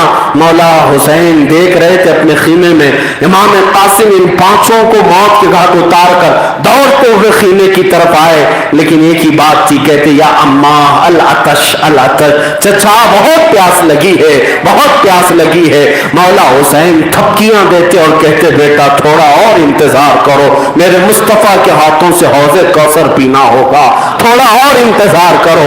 वापस फिर मैदान में पलट आते, इमाम कासिम जैसे ही आए, इस बार कूफियों ने पूरा घात लगा करके और उनका इंतजार करते हुए जगह जगह से उनके सीने पर बहुत तेज नेज़े मारे। इतना तेज नेज़ा मारा था कि सीना चीरते हुए पीठ की तरफ से निकल गया था। इमाम कासिम 19 साल के जवान को सीना चीर करके रख दिया और जब वो जमीन पर गिरे तो इमाम हुसैन दौड़ते हुए आए थे, सीने से नेज़े को निकाला। इमाम कासिम आखिरी हिचकी लेते हुए जब इमाम हुसैन को देखते हैं तो तारीख निगारों ने लिखा है कि इमाम कासिम ने मौला हुसैन के चेहरे को देखकर इतना खिलखिला के मुस्कुराया, इतना मुस्कुराया और अपनी जान जाने आफरी के सुपुर्द कर दी कि मौला हुसैन उन्हें देखते रह गए। और जब उन्हें उठा करके लाया गया था, सारे चेहरे देखे जा रहे थे, लेकिन इमाम कासिम का चेहरा अभी भी खुला हुआ था और मुस्कुराता हुआ चेहरा था। हुसैन इब्न अली ने उन्हें जब उठाया, उनका सीना इमाम हुसैन के सीने से लगा था और सर कंधे पर पड़ा हुआ था और पैर जमीन पर घिसट रहे थे। इमाम हुसैन सारे शहीदों के पास लाकर अपने सगे भतीजे को भी सुला देते हैं। यह वो वक्त है जब बार गुजर रहा है अपने अजीजों की मौत का। अली अकबर खड़े हुए, मौला हुसैन के सबसे बड़े बेटे, और इनको हम शबीह पैगंबर कहा जाता था। हजरत अली अकबर के चेहरे के अंदर रसूलुल्लाह का जमाल नजर आता था, मेरे आका की खूबसूरती थी। आपको देख करके लोग अपनी आंखें ठंडी करते। हजरत अली अकबर फौरन तैयार हुए और अपने बाबा से इजाजत मांगी। आपकी उम्र रिवायात में 21 और 22 साल के करीब बताई गई। ये सब वो जवान हैं जिनको सुनने के बाद आज का जवान कम से कम ये दर्स तो ले ले, मेरी जिंदगी 25 साल की हो गई, 35 साल की हो गई, मेरे हाथ से दीन का कौन सा काम हुआ है। लेकिन वो खानदान अहले बैत थे जिनकी 19 साल जवानियां, जिनकी 22 साल जवानियां खिदमत इस्लाम में वक्फ हो गई और उनका खून काम आया और आज तक उनके कसीदे पढ़े जा रहे हैं। मेरे अजीजों, अगर तुमसे कुछ ना भी हो सके, कोई चीज ना भी हो सके, इतनी हिम्मत तो करो कि मेरे मुस्तफा की इज्जत की पहरेदारी करूंगा। जब तक मैं जिंदा रहूं, मेरे आका का सदका खा रहा हूं, मेरे आका की इज्जत की हिफाजत के लिए कमर बस्ता रहूंगा। तुम्हारा इतना अहद करना भी तुम्हारी जिंदगी में रौनकें लाएगा, कयामत के दिन तुम्हारी बख्शिश का जरिया बन जाएगा। अब सुनो, मौला حسین کے یہ بڑے شہزادے سیدنا علی اکبر جب میدان میں گئے، لوگ کہتے ہیں کہ ان کی پیشانی سے ایسا نور چمک رہا تھا کہ کوفیوں کے اندر بعض لوگوں نے یہ سوچ بھی لیا کہ علی اکبر کے ساتھ ہو جاتے ہیں۔ ایسی خوبصورتی تو ہم نے کہیں دیکھی نہیں ہے۔ اس خوبصورتی کے پیچھے وہ لوگ فریفتہ ہو رہے تھے، لیکن حضرت علی اکبر جب صفوں میں داخل ہوئے، ایک کے بعد دیگرے، اب یہ حقیقی شہزادہ ہے حسین اعظم کا، یہ تنہا مقابلہ نہیں کر رہے ہیں بلکہ پوری صفوں میں چلے جاتے ہیں، اور جب صفوں میں چلے جاتے، ایک دو نہیں، تقریباً 25 جو صفیں لگی رہتی، سب کی سب درہم برہم ہو جاتی، ایک بھی صف باقی نہیں رہتی۔ ہم نے وہ عکاسی سنی ہے اور پڑھی ہے، ایک شہزادہ 20-25 صفوں کے اندر داخل ہو جاتا ہے، لیکن بزدلوں کے اندر مقابلہ کرنے کی طاقت بھی نہیں ہے۔ یہ ہوتا ہی رہے گا اہل حق کے ساتھ، کیونکہ اللہ کی مدد ان کے ساتھ ہوتی ہے، وہ رعب ہوتا ہے، وہ ہیبت و جلال ہوتا ہے اہل حق کے ساتھ۔ اسی لیے یزیدی ایک کے بعد ایک مقابلہ کرنے کو تیار نہیں۔ عمرو بن سعد شمر ذی الجوشن نے اب حضرت علی اکبر کے لیے یہ حربہ اپنایا کہ علی اکبر کو ہماری صفوں میں آنے دو، کہ یہاں تک کہ وہ صفوں کے درمیان داخل ہو گئے تو پھر کوفیوں نے ہر جگہ سے حضرت علی اکبر کو گھیر لیا۔ اس کے باوجود وہ تنہا گھوڑے پر بیٹھ کر کئی لوگوں کے ساتھ مقابلہ کرتے رہے۔ یہ دوسری روایت ہم نے پڑھی ہے کہ آپ نے تنہا اتنی دیر میں کئی لوگوں کا سر قلم کیا، کئی لوگوں کو زخمی کیا، کتنوں کے گھوڑے ادھیڑ دیے۔ اس کے بعد دوپہر کے وقت حضرت علی اکبر کو گھوڑے سے گرایا گیا اور آپ کے ہاتھ پیر جکڑ کر کے آپ کی گردن مبارک کو الگ کیا گیا تھا۔ انا للہ و انا الیہ راجعون۔ یہ مولا حسین کے بڑے شہزادے علی اکبر کی شہادت ہے۔ اس لاشے کو بھی میرے حسین نے اٹھایا تھا۔ اب وہ منظر بھی قریب تھا جب بی بی سکینہ اپنے چچا عباس علمبردار سے کہنے لگی کہ چچا، اس سے پہلے تو جب بھی ہم نے آپ سے کچھ مانگا ہے ہمیشہ آپ نے ہمیں دے دیا، ہم نے پانی آج مانگا ہے 2 دن ہو گئے ہمیں پانی کیوں نہیں ملتا؟ کیا اے چچا جان آپ کوشش کریں گے تو پانی کے چند قطرے فرات سے نہیں مل سکتے؟ یہ ننھی سکینہ جس کی عمر 9 سال کی ہے، عباس علمبردار جن کی عمر 36 سال ہے، کربلا کے میدان میں حسین اعظم کے سگے بھائی ہیں، حیدر کرار کے بیٹے ہیں۔ حضرت عباس سے اپنی بھتیجی کا غم دیکھا نہ گیا، کھڑے ہو گئے، کہا میں مشکیزہ بھر کر لاتا ہوں، سکینہ تجھے پلا دوں گا۔ آپ نکل پڑے اپنا گھوڑا لے کر، شروع میں کچھ سپاہیوں کو بھی ساتھ لے لیا اور اس قدر تیزی سے گھوڑا دوڑاتے ہوئے فرات تک پہنچ گئے کہ دریائے فرات سے آپ نے پانی بھی بھر لیا، مشکیزہ بھی بھر لیا، اور یہاں تک کہ 2 دن کا پیاسا تو وہ خود بھی تھے۔ حضرت عباس پانی لبالب بھرا ہوا دریا کا بہ رہا تھا، چلو بھر کر کے آپ نے سوچا حلق کو ٹھنڈا کر لوں، پانی پی لوں، اور مشکیزہ ہمارا تو حال یہی ہے، اگر کوئی پانی منگوائے تو ہم پہلے پانی پی لیں گے پھر دوسرے کو پانی پلائیں، پانی اگر نظر آ گیا تو اپنی پیاس بجھائے۔ حضرت عباس نے چلو میں پانی تو اٹھایا، لیکن جیسے ہی امام حسین کی یاد آئی، بی بی سکینہ کی یاد آئی، چلو پھینک دیا پانی کا۔ مجھ پر پانی حرام ہے کہ اگر میں نے حسین کو پانی نہیں پلایا، بی بی سکینہ کو نہیں پلایا اور خود پی لیا تو قیامت کے دن میں کیا جواب دوں گا سیدہ کائنات کو، فاطمہ زہرا کو۔ آپ نے وہ چلو پانی کا پھینک دیا، مشکیزہ بھر تو لیا، اب خوشی خوشی خیمے کی طرف لوٹ رہے تھے۔ جب لوٹ رہے تھے یزیدیوں میں، کوفیوں میں کوہرام مچ گیا، سبوں نے اعلان کہا پانی کا ایک قطرہ بھی اگر حسین کے خیمے کی طرف چلا گیا جنگ بہت مشکل ہو جائے گی، جنگ بہت مشکل ہو جائے گی، جتنی اب تک ہوئی ہے اس سے بھی زیادہ، کئی گنا زیادہ طاقت کے ساتھ وہ لڑیں گے، پانی پہنچنے مت دو۔ کوفی دوڑتے ہوئے آئے، حضرت عباس کے ساتھ مزاحمت ہوئی، مقابلہ ہوا۔ اس مقابلے میں پہلے حضرت عباس کا دانا ہاتھ کاٹ دیا گیا، جس پہ پکڑ کر کے وہ یہ پانی کا مشک لے جا رہے تھے، لیکن حضرت عباس اپنا کٹا ہوا بازو نہیں دیکھتے، بائیں ہاتھ میں اٹھا لیا، بائیں ہاتھ میں وہ مشک اٹھا کر چلنے لگے۔ میرے عزیزو، ان کوفیوں نے بائیں مونڈھے سے تلوار چلا کر وہ ہاتھ بھی کاٹ دیا۔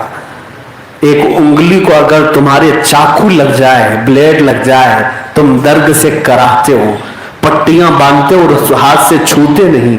اس عباس کی استقامت پر ہزاروں سلام، جس نے اہل بیت کو پانی کے چند قطرے دینے کے لیے کٹے ہوئے بازو کی طرف نہیں دیکھا۔ ذرا تمہاری ہڈی سرک جائے پھر دیکھو درد کیسا ہوتا ہے۔ کیا تم تصور کر سکتے ہو کہ حضرت عباس کا جب موڈھا کاٹ دیا گیا ہو، کندھے سے ہاتھ الگ کیا گیا ہو، درد کی شدت کیا ہوتی ہو؟ جب دونوں ہاتھ کاٹ دیے گئے ہوں، اب کچھ بھی نہیں پکڑنے کے لیے، حضرت عباس رو پڑے، آیا تھا اس میدان میں حسین کی وفاداری میں، اب جنگ کروں ان کوفیوں کے ساتھ تو کن ہاتھوں سے؟ دونوں ہاتھ کاٹ دیے گئے۔ آپ نے کہا اگر میں تلوار نہیں اٹھا سکتا تو کم از کم پانی کا مشکیزہ دانتوں سے اٹھا کر حسین کو پلا تو سکتا ہوں۔ اپنے منہ سے اپنے دانتوں سے مشکیزے کو اٹھا لیا اور بھاگنے لگے خیمے کی طرف۔ وہ خون دونوں مونڈھوں سے بہتا جا رہا ہے، لیکن وہ مشکیزہ دانتوں میں پکڑے خیمے کی طرف بھاگتے جا رہے ہیں، لیکن ان ظالم کوفیوں نے پیچھا کیا اور اب کی بار کہا کہ اب اور کسی طریقے سے پانی نہ لے جائے۔ اس مشکیزے کو نیزے مار مار کر کے چھید کر دیا، پانی پورا بہا دیا۔ پورا پانی جب بہ گیا، نا امید ہو گئے حضرت عباس، اور اس وقت زمین پر گر پڑے، کہا سکینہ تجھے کیا منہ دکھاؤں گا، میں پانی لے کر کے تو آیا تھا لیکن پلا نہ سکا، ان ظالموں نے پورا پانی بہا دیا۔ حضرت عباس نے ان کوفیوں کو سخت ترین جملے سنائے تو آپ کے سینے مبارک پر انہوں نے نیزے مار مار کر کے آپ کو شہید کر دیا۔ پہلے ہاتھ کاٹے گئے، مشکیزہ پھوڑ دیا گیا، اور اس کے بعد حضرت عباس کے سینے پر اور پیٹ پر نیزے مار کر کے انہیں زخمی کر کے شہید کیا گیا۔ یہ حضرت علی حیدر کرار کے بیٹے ہیں، حسین اعظم کے سگے بھائی ہیں۔ جب فوت ہوئے، شہید ہوئے، تو امام حسین دوڑتے ہوئے خیمے کی طرف سے آئے، مشکیزہ پانی کا نہ ملا۔ حضرت عباس کا ایک ہاتھ فلاں جگہ گرا ہے، دوسرا ہاتھ فلاں جگہ گرا ہے۔ آج بھی کربلا میں وہ مقامات بنائے گئے ہیں جہاں جہاں ہاتھ گرے تھے حضرت عباس کے، وہیں پر دفن بھی ہوئے وہ ہاتھ۔ الکف الیمنا الکف الیسرا لکھا ہوا بھی ہے۔ وہ دائیں ہاتھ بائیں ہاتھ جہاں گرا، حضرت عباس جب آخری سانسیں لے رہے تھے، امام حسین آئے اور سر مبارک کو اٹھا کر کے گود میں رکھا تو حضرت عباس اس دن کہہ رہے تھے حسین اعظم مجھے معاف کر دیں، مجھے معاف کر دیں، آپ کی وفاداری کا حق ادا نہ کر سکا، آپ کی حمایت کا حق ادا نہ کر سکا، میں پانی کا ایک بوند بھی آپ کی بیٹی کو پلا نہ سکا۔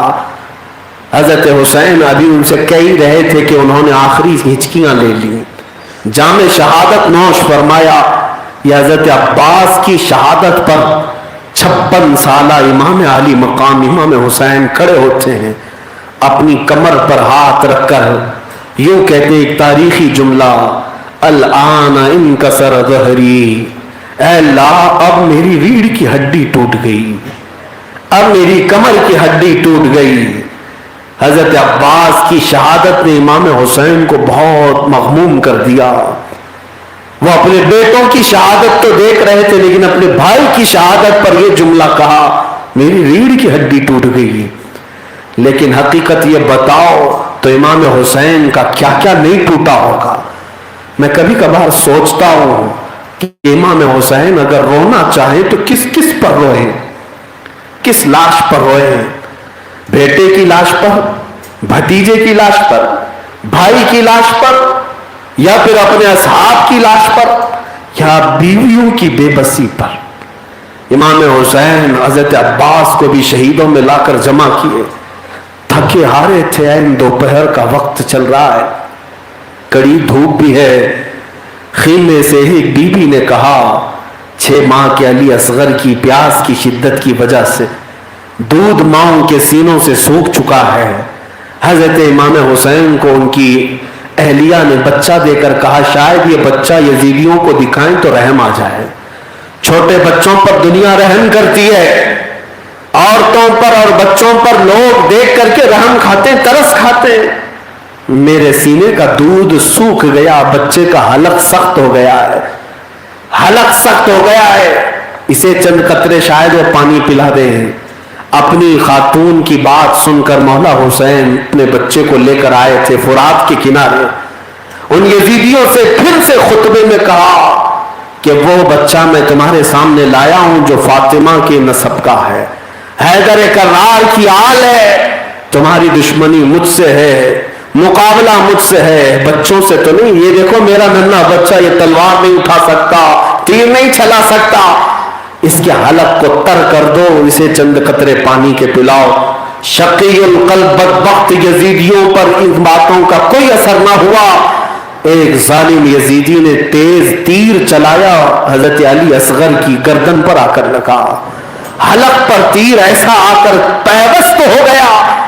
6 مہینے کے بچے کے حلق میں جب تیر چلا جائے، باپ کیا بلبلاتا نہیں ہے؟ آج جس کے بچے ہوں وہ جا کر اپنے بچوں کو دیکھ لیں۔ ہم اپنے بچوں کا بخار برداشت نہیں کر پاتے۔ ہم نے دیکھا ہے ہمارا بیٹا جب بخار زدہ ہو تو ہمیں رات بھر نیند نہیں آتی۔ ہماری ننھی بیٹی اگر سردی اور کھانسی سے رات کو جاگے تو ہمیں بے قراری ہوتی ہے۔ میں نے دیکھا تھا ہمارے بچے کو ایک بار انگلی کٹی تھی، پوری روح میں جلن ہونے لگ گئی، جسم میں پورا جسم بے قابو تھا۔ ڈاکٹر جب ٹاکے لگا رہا ہو بچہ رو رہا تھا، برداشت سے باہر تھا۔ ہم یہ سوچ رہے تھے کہ کاش میں یہاں سامنے نہ ہوتا، میرے بچے کے رونے کی آواز نہیں سنتا۔ بچہ روتا تھا، تڑپ ہوتی تھی۔ میں نے یاد کیا مولا حسین اس دن جب آپ کی گود میں 6 ماہ کا بچہ اور سیدھے اس کے حلق میں تیر پیوست ہو گیا اور خون کا فوارہ اچھل کر حسین کے چہرے پر آ کر لگا، تب امام حسین پر کیا گزری ہوگی۔ بچہ رو بھی نہ سکا، آواز بھی نہ نکال سکا، روتے روتے کوئی انتقال کر جاتا، شہید ہوتا، لیکن اس بچے کو رونے کی بھی مہلت نہیں دی گئی، آواز نکالنے کی بھی فرصت نہیں دی گئی۔ ایک بار ہچکی لیا بچہ، آنکھیں چوڑی کیا، اپنے باپ کو دیکھتے ہوئے روح پرواز کر گئی۔ اپنے ننھے سے بچے کے حلق سے تیر کو کھینچ کر نکالا، گلا چھد گیا تھا اور باپ نے سینے سے بچے کو لگا لیا اور پھر کھلے آسمان کی طرف اپنے 6 ماہ کے بچے کو کر کے مولا کی بارگاہ میں عرض کرتا ہے، اے رب ذوالجلال، تیرے رسول کی شریعت کی بقا کے لیے میرے اس ننھے کی قربانی قبول فرما لے، اس نذرانے کو قبول فرما لے۔ ہے ہم میں سے کوئی اتنی بڑی نظر دے سکے گا اسلام کے لیے؟ ہمارے ہاں جوانی میں بھی مر جانے والے، وہ بھی کسی بیماری میں مرنے والوں کی بھی موت کا غم اتنا ہوتا ہے کہ ہم برسوں روتے رہتے ہیں۔ امام حسین اس حلق میں چھدے ہوئے تیر کو نکالے اور شہید بچے کو لے کر خیمے کی طرف آ رہے تھے۔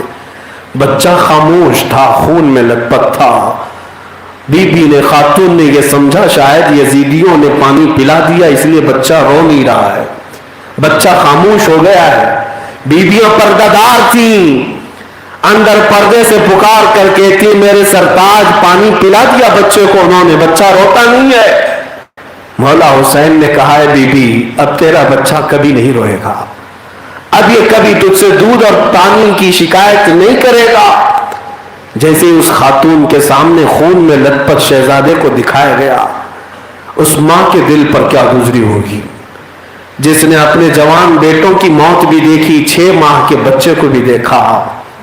میرے عزیزوں، عورتوں کے ہوش اڑ جاتے ہیں جو ماں کے سامنے بچے کی موت ہوتی ہے نا۔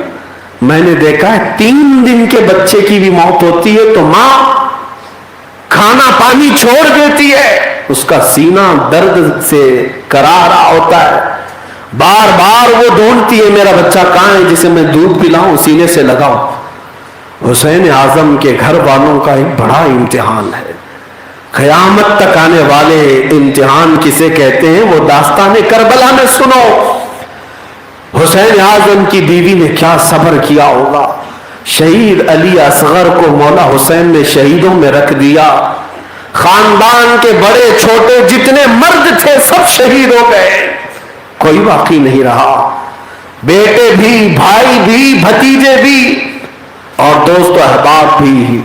خاندان کی عورتوں میں صرف اب کوئی باقی تھا تو امام زین العابدین، جو امام حسین کے درمیانی بیٹے تھے لیکن بیمار تھے، بیماری میں ہی اٹھ کر کے آ گئے، کہا بابا جان مجھے اجازت دے، میں بھی جاتا ہوں، جہاں میرے بڑے بھائیوں نے مقابلہ کیا میں بھی جاتا ہوں۔ امام حسین نے بیمار زین العابدین کو سینے سے لگایا اور کہا اے میرے بیٹے، اگر تو بھی جائے گا تو میری نسل کس سے چلے گی، اور میرے بعد میری بیویوں اور میری بیٹیوں کا کون محافظ ہوگا، لہذا تو نہ جا، اب میری باری ہے۔ رسول اللہ کے اس عظیم شہزادے کی باری تھی۔ امام زین العابدین کو بٹھا دیا گیا۔ سیدہ زینب جو سگی بہن ہیں امام حسین کی، دختر زہرا جو رسول اللہ کے گود میں کھیلی ہوئی ہیں سیدہ زینب، وہ اپنے حجرے میں مولا حسین کو بلاتی ہیں، ایک صندوق کھولتی ہیں اور کہتی ہیں بھائی میرے پاس کچھ امانت ہے، کچھ امانت ہے جو میں نے آج تک آپ کو نہیں بتایا۔ کہا وہ کیا امانت ہے؟ سیدہ زینب کہتی میں بہت چھوٹی تھی، جب میری ماں کو آخری وقت دیکھ رہی تھی، سیدہ کائنات فاطمہ الزہرا کے انتقال کا وقت آیا، میں رو پڑی، سینے سے لگ گئی میرے ماں کے، تو اس وقت میری ماں فاطمہ نے کہا زینب تجھ سے میں ایک وعدہ لیتی ہوں کہ جب تک تو زندہ رہے گی حسین کا ساتھ نہیں چھوڑے گی، حسین کا ساتھ نہیں چھوڑے گی۔ حضرت زینب نے اپنی ماں سے وعدہ کیا تھا، اس لیے کربلا کے میدان میں بھی ساتھ آئی، اور اس کے بعد کہتی ہے ایک امانت میری ماں نے دیا، ایک جبہ دیا تھا، ایک چادر دی تھی، اور کہا تھا زینب یہ امانت تو سنبھال کر رکھنا، ایک دن آئے گا جب میرا بیٹا شہادت کی دہلیز پر جا رہا ہوگا، جب وہ تیرے حبیب صلی اللہ علیہ وسلم کے دین کی حفاظت کے لیے میدان میں اتر رہا ہوگا، اس وقت شاید اسے میری یاد آئے گی، میری ماں ہوتی تو اے زینب میں تجھے اپنا نائب و وکیل بناتی ہوں، اسے اپنی ماں کی یاد آنے نہ پائے تو اپنے ہاتھوں سے یہ جبہ پہنا دینا۔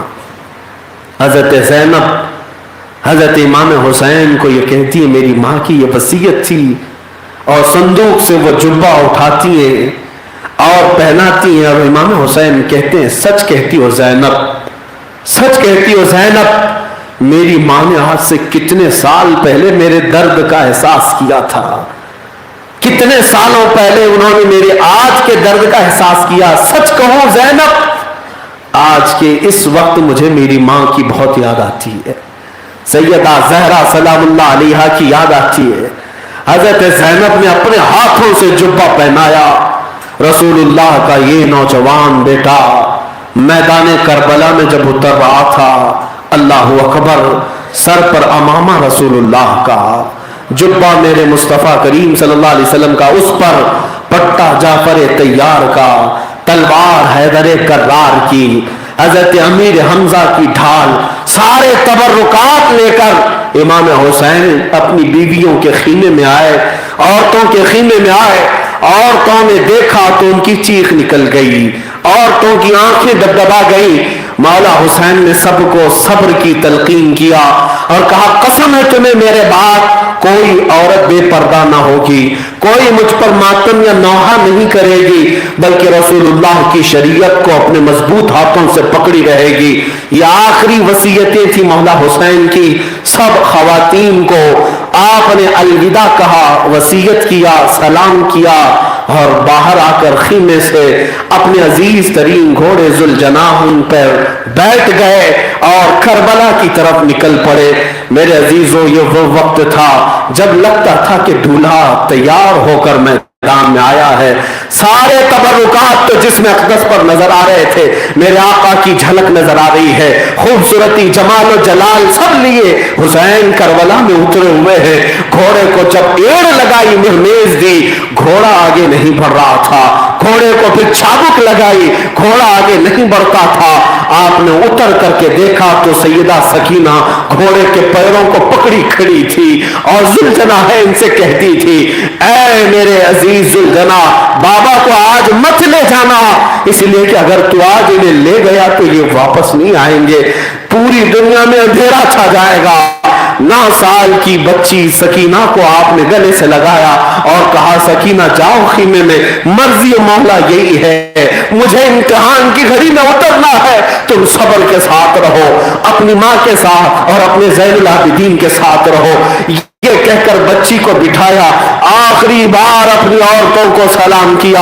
फातिमा के लाडले का आखिरी दीदार है, फातिमा के लाल का आखिरी दीदार है। हश्र का हंगामा बरपा है दरमियान में अहले बैत। मौला हुसैन ने एड़ लगाई, जुलजनाहैन को लेकर जब खीमे से निकलकर करबला के मैदान में आते हैं, यजीदियों के साथ इत्माम हुज्जत के लिए फिर से आपने खुतबा दिया।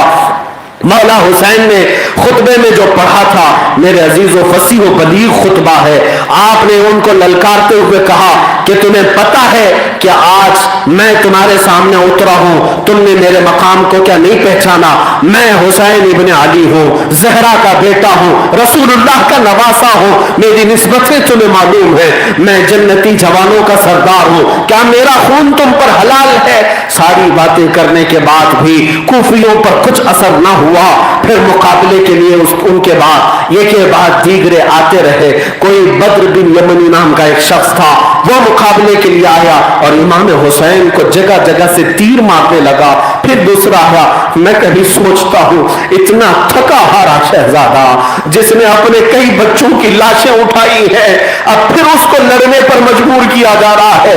56 साल की उम्र है मेरे अजीजों, 56 साल की उम्र में घोड़े पर बैठ करके वो क्या क्या ना देखा होगा करबला के मैदान में। एक तरफ छोटे बच्चे अली असगर की शहादत देखा है, अब्बास के कटे हुए बाजू देखा है, अली अकबर के जिस्म पर घोड़ों को दौड़ते देखा है, कासिम बिन हसन के गर्दन को अलग होते देखा है, कितने साथियों के जनाजे उठाए, कितनों की लाशें उठाई। अब ताकत क्या बची होगी? हम तो निढाल हो जाते, हमारे एक बाप का जनाजा उठाने के बाद रात भर ऐसा लगता है कि जोर जोर ढीले हो गए, थकन से चूर हो जाते हैं। आज कब्रिस्तान जाकर क्या हो, एक बार जब किसी की तदफीन से वापस आते हो तो थकान से ऐसे चूर हो जाते हो कि रोटी खाने का भी मन नहीं करता। मौला हुसैन तुम्हारी अजमतों को लाखों सलाह, कितने लाशें तुमने उठाए, कितने बेबसी के आलम में तुमने खवातीन को देखा है। हम अपनी बीवियों की, औरतों की एक आहो बुका नहीं सुन पाते, हम अपने खानदान की औरतों की बेबसी नहीं देख सकते, लेकिन हुसैन तुम्हारे सब्र को सलाह, तुम्हारी इस्तिकामत को सलाह, हर चीज को देखा, हर चीज को देखा, लेकिन एक चीज करबला में जो नहीं हुई वो क्या थी?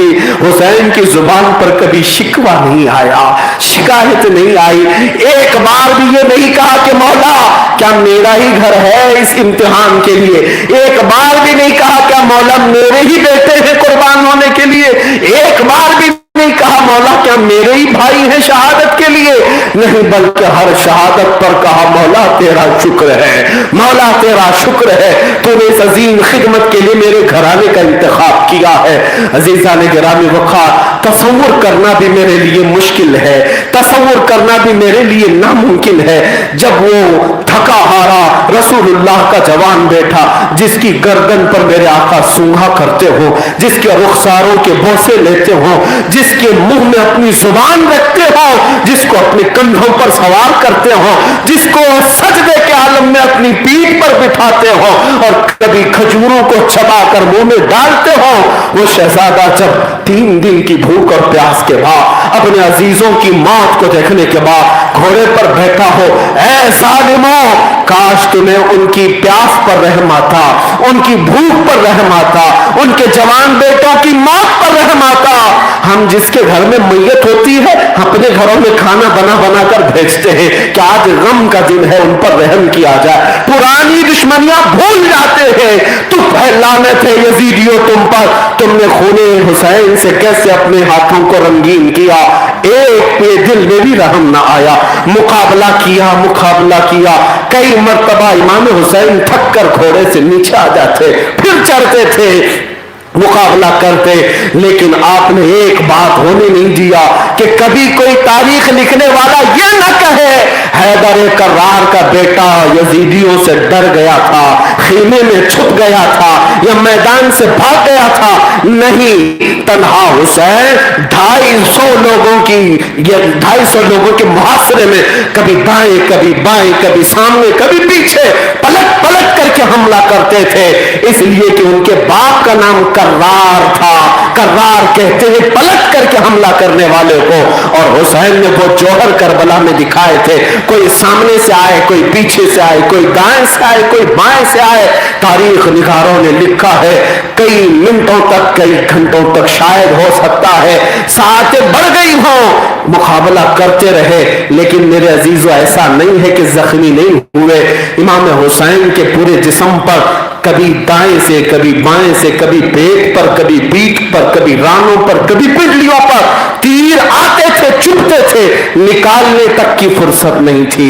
जिस्म से तीर निकालने की फुर्सत नहीं थी। तकरीबन 72 तीर आपके जिस्म मुबारक पर लगे हुए थे। 72 तीरों से जिस्म मुबारक को छेद दिया गया था। सुराख हर जगह, खून हर जगह से रिस रहा है, कोई जगह जिसमें अथर पर बाकी नहीं। फिर भी तलवार उठाए मुकाबला करते रहे। थक गए, बहुत थक गए। किस किस बात पर थके होंगे ये कहना भी मुश्किल है। मैं कह तो रहा हूं मेरे अजीज, वो रोते तो किस बात पर रोते? वो रोते हैं तो अली असगर पर रोते या अली अकबर पर रोते, वो कासिम पर रोते कि अब्बास पर रोते, या बीबी ज़ैनब की बेबसी पर रोते, या अपनी बीवियों पर रोते, किस पर रोते? कभी कभार गमों के पहाड़ ऐसे आ जाए कि किस पर रोए समझ में ना आए। मौला हुसैन का ये वो वक्त था, जोहर का वक्त करीब है, बल्कि वो जुमा का दिन है। शायद इस दिन आपको पता होगा पूरी दुनिया के मुसलमान खुतबा जुमा पढ़ रहे होते हैं, सुन रहे होते हैं, और जुमा के खुतबे में मौला हुसैन को पर भी और उनके नाना पर भी दुरूद भेजा जा रहा है। हर खुतबे को पढ़ने वाला खतीब रसूलुल्लाह के कसीदे पढ़ रहा होगा, लेकिन करबला के मैदान में उस रसूल के शहजादे पर तलवारें, तीर और नेज़े बरसाए जा रहे हैं। वह अजीब दिन रहा होगा। एक तरफ खुतबों की आवाज और एक तरफ हुसैन के खून से रंगीन तलवारें जो सनसना रही हैं। हुसैन आजम अपने घोड़े से नीचे की तरफ आ गए, जमीन की तरफ से आ गए, और जैसे ही आप जमीन पर आ गिरे तो जालिमों ने देखा कि अब ये थकान से चूर है, मुकाबला कर नहीं सकता। जबकि इमाम हुसैन ने उस भूख के आलम में और जख्मों के आलम में कई लोगों को फना फिन्नार किया है, कई लोगों को मौत के घाट उतारा है। इसीलिए मैं कहता हूं हुसैनी वो होता है जो आसानी से किसी के हाथ में नहीं आता, जाएगा दुनिया से लेकिन दूसरों को मजा चखा करके जाएगा। हुसैनी वही होता है। इमाम हुसैन जब जमीन पर आ गिरे तो शिमर जिल जोशन जो खबीस नफ्स है और खोली बिन यजीद जो खबीस नफ्स है, ये खानदानी खबीस लोग थे, फौरन झपट पड़े और मौला हुसैन की रान पर एक पैर रख करके चढ़ गया और एक ने पीठ पर अपना कदम रखा। और जैसे ही मौला हुसैन सजदे के आलम में चले गए थे, सजदे के आलम में चले गए, इन जालिमों ने मेरे रसूल पाक के शहजादे का सर मुबारक अलग कर दिया। इन्ना लिल्लाहि व इन्ना इलैहि राजिऊन। तू ना होता तो न रह जाती सदाकत ऐ हुसैन। कलमे शहादत है, कलमे तौहीद है तेरी शहादत ऐ हुसैन। लाखों सलाम तुम्हारे उस खून पर, लाखों सलाम तुम्हारी तुरबत अनवर पर, हुसैन आजम तुम्हारे हर लम्हे पर करोड़ों दुरूद और सलाम। और दुनिया भर के मुसलमान आज तुम्हें खिराज अकीदत पेश करते हैं। मौला हुसैन, तुमने जो करबला में कर दिखाया वो क़यामत तक आने वाले करोड़ों लोग भी तुम्हारी एक उंगली के बराबर भी शहादत नहीं दे सकेंगे। आज हमारी जानें निछावर हैं उस शहीद करबला की बारगाह में, उनकी औलाद पर, उनके खून पर, उनके रेगजारों पर। बल्कि मैं कसम खाकर कहता हूं रब्बे जुल जलाल हमें तौफीक अता करे तो मौला हुसैन के कदमों से लगने वाली खाक पर ان روڈ کے سروں پر بھی ہم اپنی گردن نچھاور کرنے کو اپنی سعادت سمجھتے ہیں. کھڑے ہو جائیں بارگاہ حسین میں خراج عقیدت پیش کریں.